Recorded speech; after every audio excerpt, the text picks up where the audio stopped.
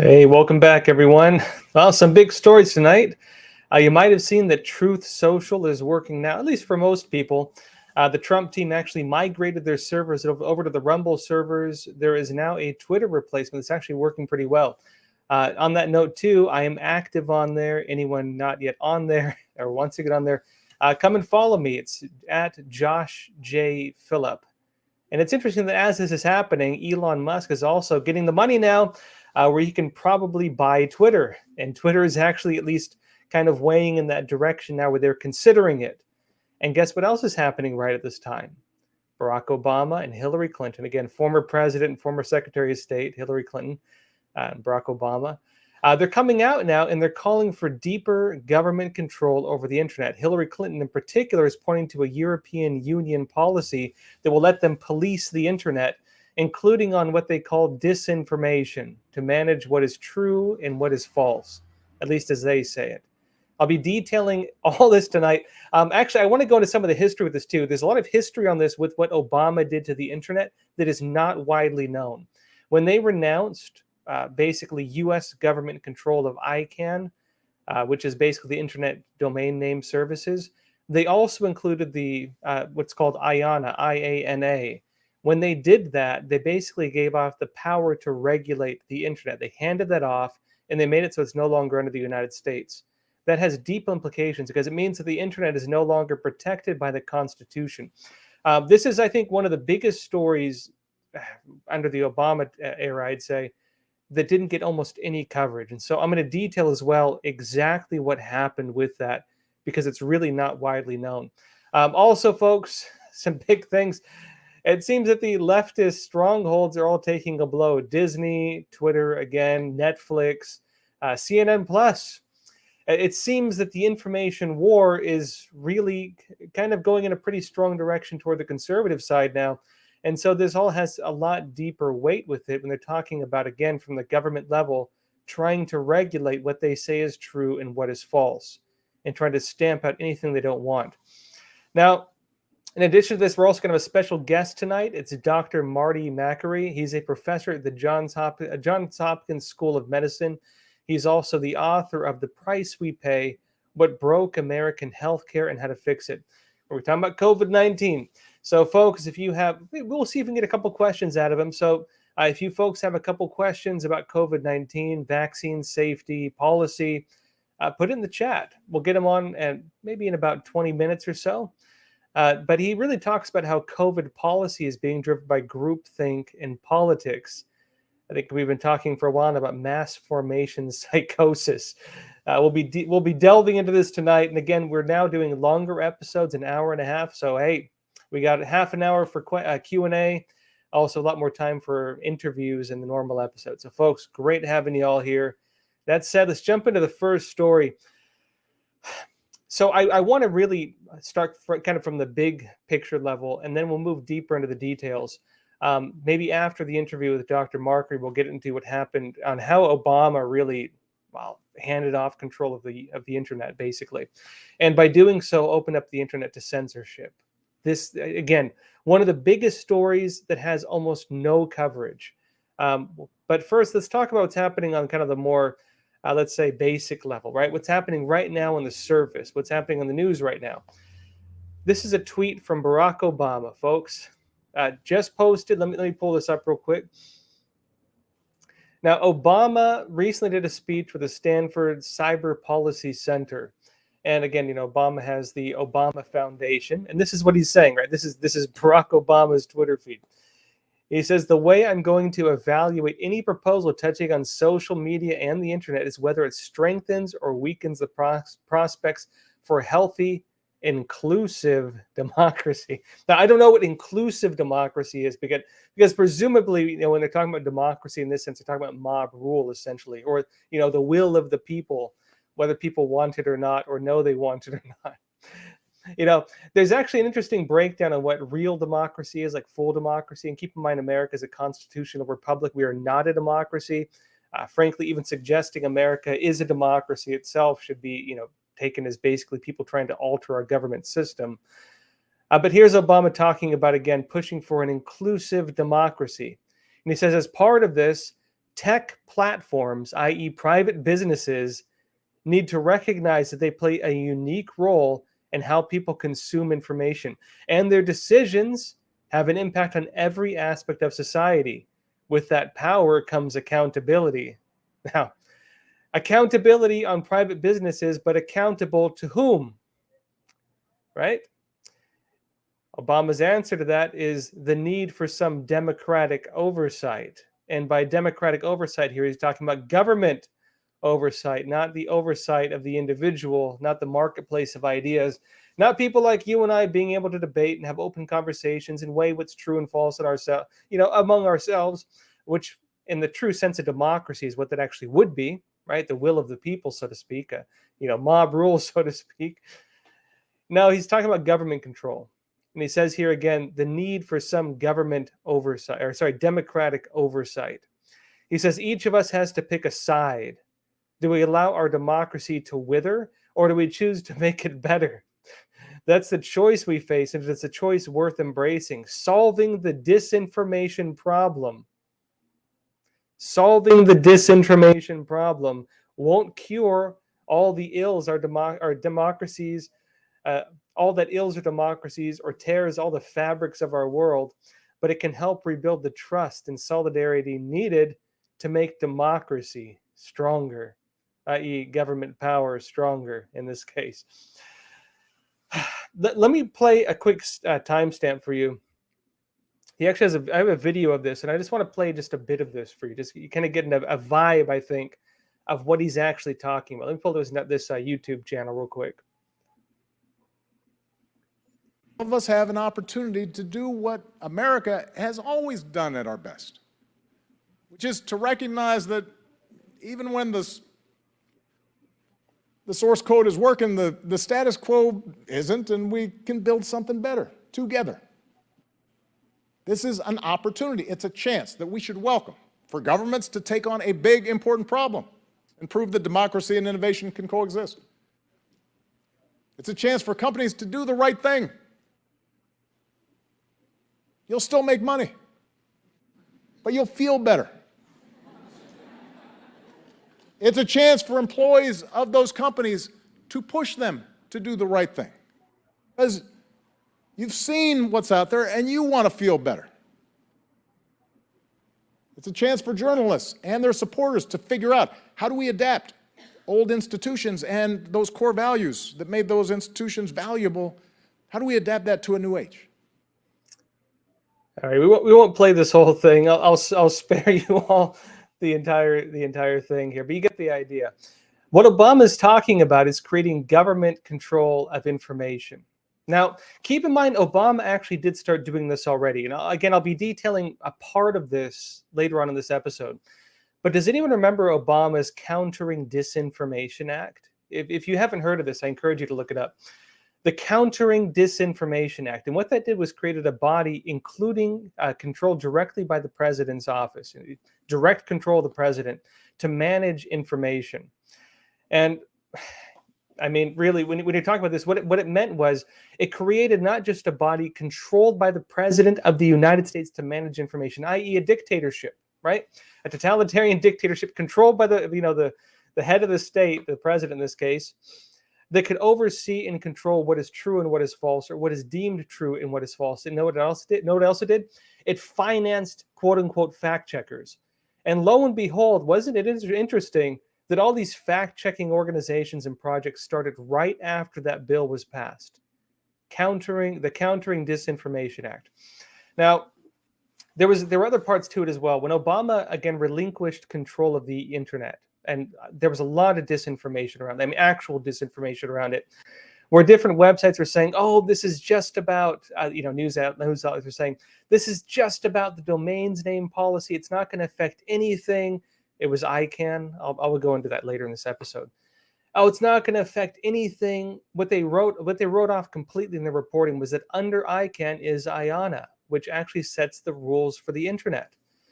And previously, before Obama changed that, the internet was under the U.S. Government. I believe the Commerce Department again. But again, I have some notes. I'll get into it later. It was under the US government, meaning that it's a government, again, government control, meaning they had to abide by the Constitution, meaning they had to respect free speech. Obama relinquished that. The internet no longer had those protections after Obama did that. And he also, again, changed the way information can be regulated. What he's talking about now is a deeper level of that. And get this, right when Obama comes out and gives that speech, guess who else comes out? Hillary Clinton. Let me pull up her Twitter feed, all right? Let me show you this. This is Hillary Clinton's Twitter feed. And she's saying here, for too long, tech platforms have amplified disinformation and extremism with no accountability. Keep in mind, it was her campaign that paid for the Steele dossier, right? It was her campaign that spread, the Trump-Russia disinformation, actual paid disinformation, ironically sourced from 2 Russian sources. It was her campaign and the Democrat Party that paid for that, spread it throughout the media, spread it through the government, spread it internationally, and undermined a sitting president and attempted to remove a sitting president from office for 4 years. And also her campaign through this was spying on the White House. Spying on the servers of the White House. This is the one saying that, the one who spread disinformation to undermine an entire presidency and try to remove a sitting president. Again, a soft coup. You would call that, if that happened in any other country, you would call that a soft coup, or at least an attempt at such, right? But she's saying again that tech platforms have amplified this problem of disinformation and extremism with no accountability. And again, folks, the question is, if they're complaining about accountability, who do they want them to be accountable to, right? To whom will they be accountable? She's saying here, the EU, the European Union, is poised to do something about it. I urge our transatlantic allies to push the Digital Services Act, I'll explain what that is, the Digital Services Act across the finish line and bolster global democracy before it's too late. Global democracy, folks. Now, what they're talking about, again, is not actual democracy. Democracy technically would be mob rule, right? It's where, you're basically, your average citizen is, just rule of the majority. 51% can do anything they want. If they say hang the other 49%, you go and hang them, right? That's what the founding fathers had concerns about with democracy. It's why they were all so against democracy. In fact, remember that George Washington, during the Whiskey Rebellion, which he personally led the U.S. Army to put down, he said it was run by the democratic societies, and he regarded this as basically an extension of the communist revolutions that were spreading in Europe at that time. He regarded these as being part of the same system, socialism, right, that was spreading in Europe at that time. Again, the founding fathers were incredibly against democracy because, again, they saw it as mob rule, and they saw it as very little different from tyranny. The same kind of tyranny they were trying to, break America off from. Now, folks, we're going to have a special guest on in just a bit, but let's go over a bit more into this. I want to talk about this Digital Services Act package because this is, again, what Hillary Clinton is talking about. Now, let me show you the EU website on this. This is what Hillary Clinton is pushing for, the European Union's Digital Services Act. All right, so this is the website of the European Commission. Let's scroll down. There's a video here. I just want to play just maybe like 20 seconds of it, just to kind of give you a sense, of where things are at. So let's scroll this down and play the video real quick. I just want to show kind of what this whole thing's about. Anytime my team doesn't hear me.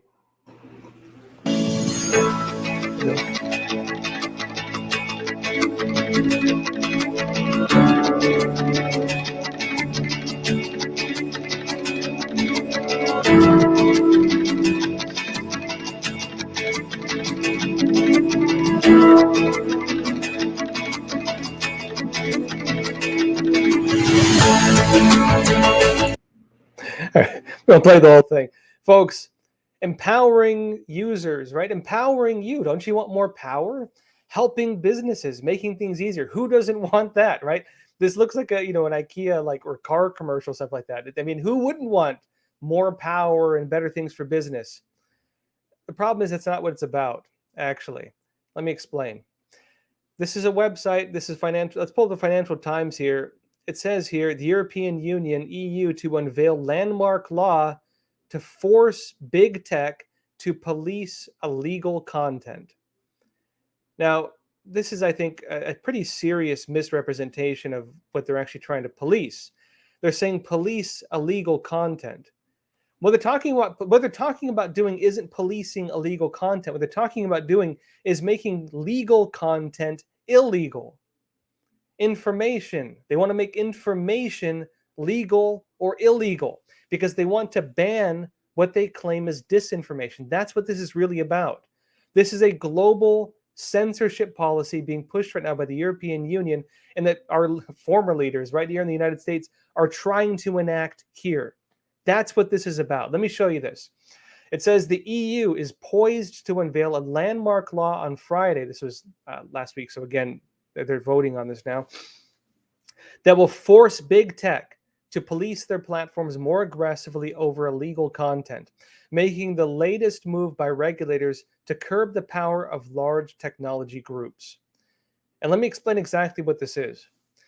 Now, I'll just go over a few just quotes from here. I'll jump around, so just for the back end, don't worry about trying to follow me because I have a few different points I want to jump to in it. This is one quote. The controversial practice of targeting users online based on their religion, gender, or sexual preferences will be banned under the Digital Services Act. So, I mean, again, really undoing some of the targeted marketing type stuff, but it's unclear usually what that means in practice. They might, again, make some exemptions to like Facebook. So that's not the real serious part. They tend to stuff the real serious part deeper in. I'll go over a few of these, though. Under the DSA, manipulative techniques that lead people to unwillingly click on content on the internet known as dark patterns will also face a ban. Children will be subject to new safeguards, meaning online platforms such as YouTube or TikTok will need to explain their terms and conditions a way that a minor can understand. Companies such as Facebook parent Meta will not be able to target minors with advertising under the new rules. Now, a couple key points on this. So now, personally, frankly, I'd rather not have websites give me really vague terms of service agreements. I'd rather not have, all this tracking data on my religion or my race or whatever else, right? I don't want companies to be, siphoning out this data on me and then use it against me. I also don't want them giving me terms of service agreements where I'm basically giving off like access to my entire phone, like the camera, the audio recording, my notes, my contacts. I don't like them doing that. From this perspective, I mean, it's again, that's not that bad, right? That's the not so bad part of this. But they stuff the bad part deeper into it. They kind of sandwich it between the things most people would agree with and things most people would not agree with. And the real frightening thing with this is that this would make it so that only big companies could afford to do this. Well, at least a lot of these programs. They create so many rules that it becomes very difficult to not violate them. If you have to police your content, if you have to manage everything, if you can't serve ads, only the top 2% cream of the crop websites are going to be able to actually follow a lot of this when you get into like the real reads of it, right? Meaning it's going to be hard for competitors to Facebook, YouTube, these sites to actually rise up. They're killing off the competition.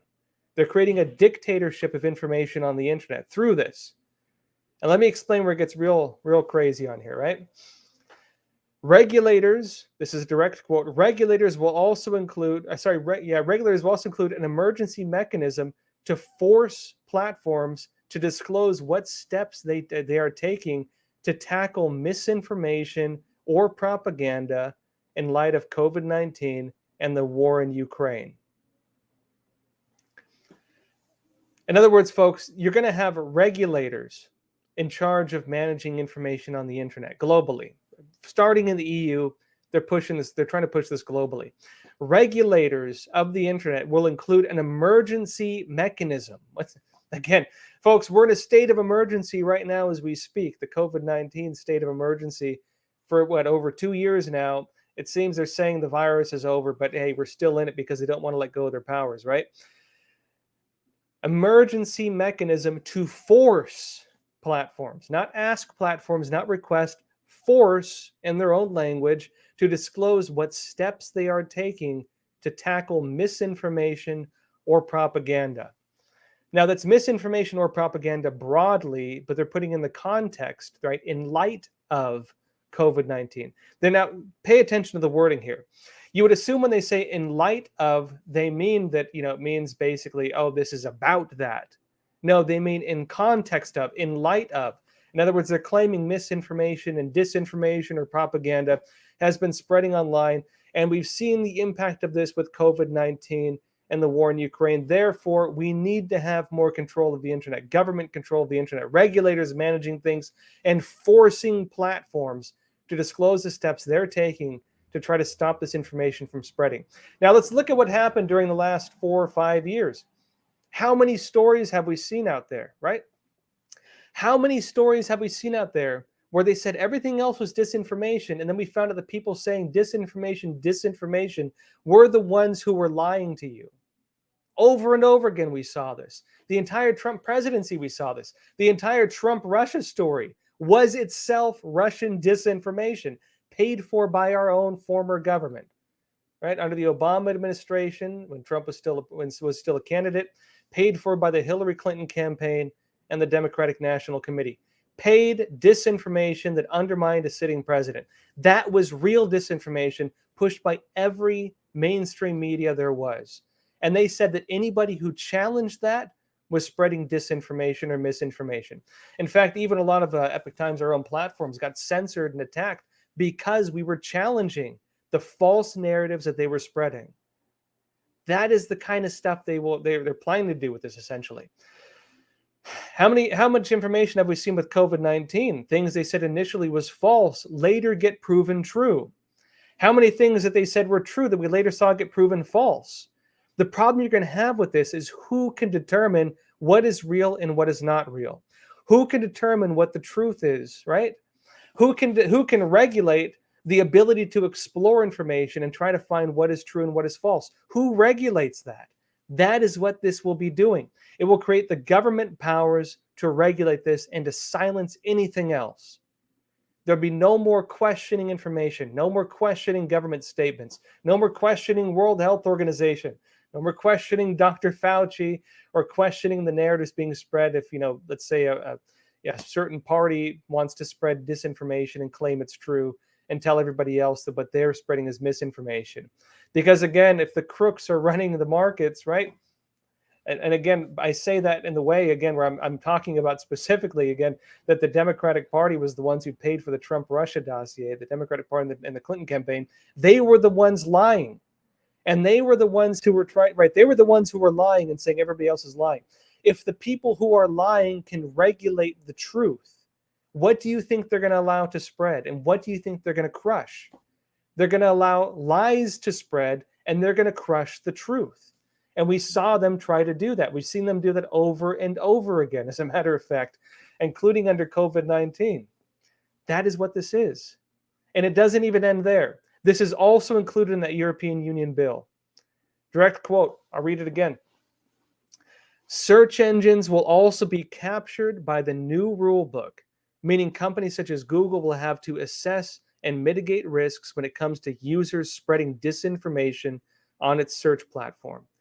In other words, information can basically be wiped from the internet. You cannot find it. Google cannot search for it, right? You will not be able to find it unless you already know where it is. That's where things are heading. Folks, right? Just a quick alert. Just got a notice. Unfortunately, Dr. Marty Makary will not be able to join us tonight. He just messaged us, said he has to postpone. So I apologize for that. We'll get him on again later. Anyways, here we are. I still want to go into a lot more depth on this. Maybe after the break, we'll get into more of it. Because remember, the important thing with this, the internet now is global. Rules in the European Union, even if they are not adopted right here in the United States, will affect us in the United States. And that has to do with how Obama handed off the control of the global internet. The internet now is no longer regulated by the United States as it was when Obama first came into office, as it was prior to that. It is no longer the case. And this story has been completely missed. I mean, hardly anybody even heard about it because really not many people were reporting on it. I think I was probably one of the few journalists who actually wrote about it.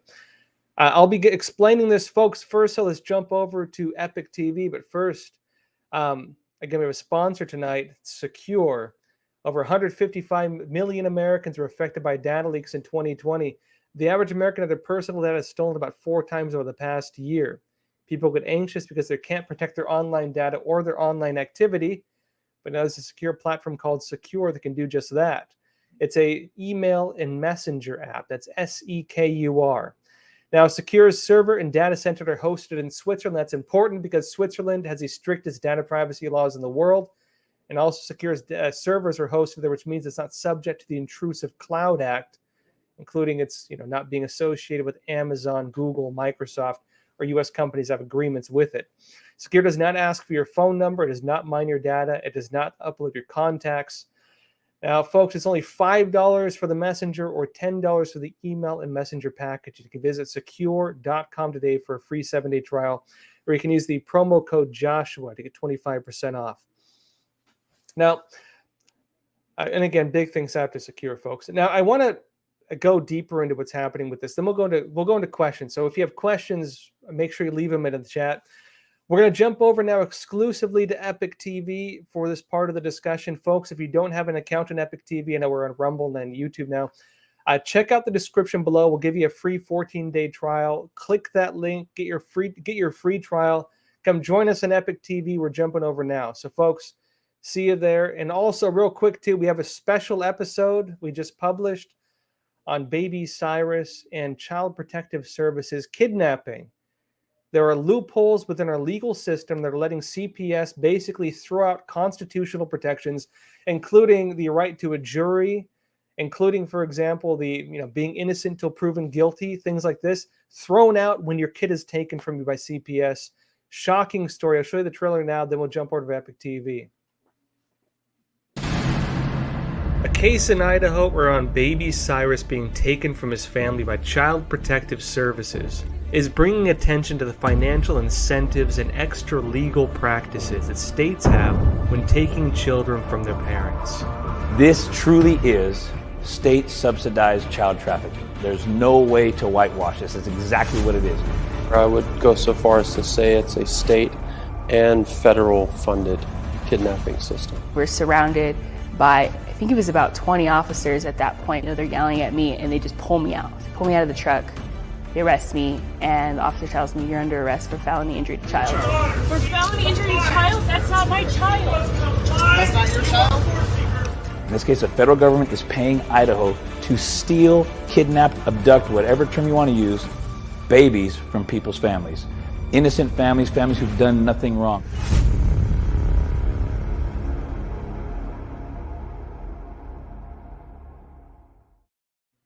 Yeah. Folks, if you haven't watched that episode yet, be sure to check it out. I mean, I can tell you, researching this, looking into it, I was personally pretty shocked by a lot of what I found. We actually did 2 episodes on it. There was the one on baby Cyrus. We did another interview with Representative Tammy Nichols in Idaho about this issue as well. And frankly, I mean, it's crazy. It seems the people who are being targeted more for this. Normally when we hear about kids being taken from their parents by Child Protective Services, you think like, parents on drugs or, abusive. That is often not the case. Oftentimes it's like just a basic reporting mechanism. Maybe you take your kid to the doctor and the doctor says, hey, take this kid away. Look, I have an issue with it. The doctors get paid to do that. There's a financial incentive for doctors to do that. And for some reason, they tend to go after, based on what I've been hearing from people talking to me, a lot of people that go after are like, well-to-do, normal, healthy, good families. And for some reason, they're going after them, based on what I've been told, more than the people who really should have their kids taken because, again, abusive situations or drugs and so on. Shocking story, especially the financial systems involved with it, the state kickbacks, the local level kickbacks like with doctors. Shocking stories. Be sure to check it out if you haven't already. All right, folks, that says jump over officially now. Again, if you don't have your free 14-day trial, go in the comments below. Go in the description below. Come join us. We're going to have a great discussion. And I want to go deeper as well into how Obama handed off control of the internet and what that means right now, as the EU right now is looking to adopt these deeper government controls over the internet, including the regulation of information. We'll see you there. Come join us. Again, get your free 14-day trial. Come join us. All right, folks. Those of you curious, by the way, the drink tonight is sencha tea, Japanese sencha.